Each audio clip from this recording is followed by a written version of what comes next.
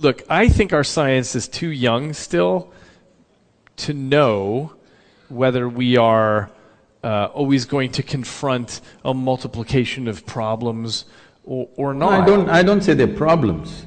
Question. There'll be more things to study, that's all. Yes, but sometimes people call that weenie science, by which I mean once you understand the structure of the atom and so on, you could measure the neutron to finer and finer resolution, but who cares?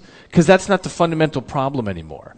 And we're still at such a young age that we don't know whether science will keep bifurcating into more and more interesting questions or whether it'll just become weighing things, and it doesn't matter because now we kind of get the core of it.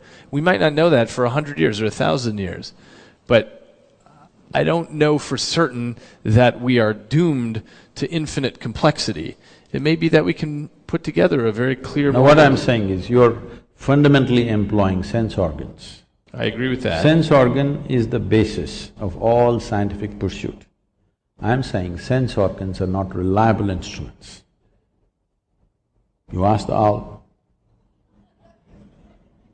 I think that the pursuit of science is really trying to surmount our sense organs.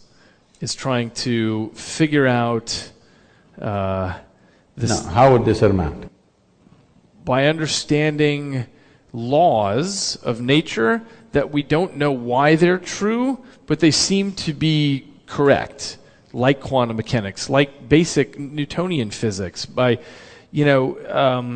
figuring out why force equals mass times acceleration. Why is that true? Nobody knows.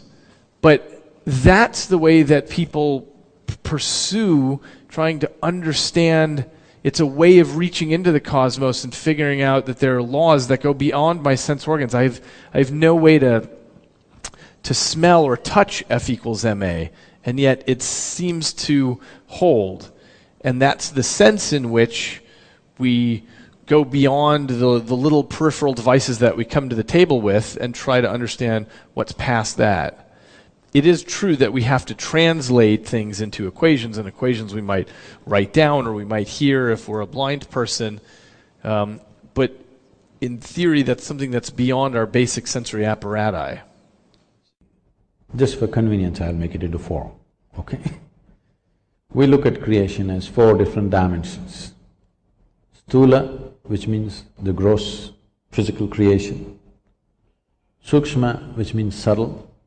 That means you cannot perceive them through sense organs, but if you hone your attention to a certain level, then you can perceive that. So this is called as Vishesh Gyan, which means an extraordinary perception, or it's called Vigyan. Today in India, in local languages, the word for science is Vigyan, okay? That means it's Vishesh Gyan. Vishesh Gyan means extraordinary perception. So we are perceiving things that our sense organs could not perceive, but still they are in the realm of physicality. And all physicality is perceivable through sense organs if they are honed well. If you may not be able to perceive, some other creature on the planet is able to perceive. So what is called as sthula is gross reality, which all of us can see, hear and smell.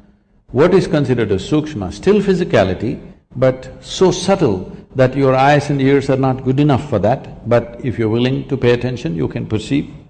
Then next is called as shunya, which literally translates as emptiness in English, but emptiness is not the word.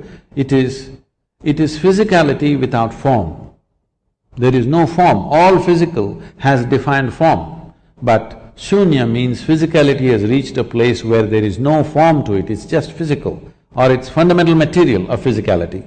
The next is called as Shiva, which means that which is not. That means that which is not physical at all.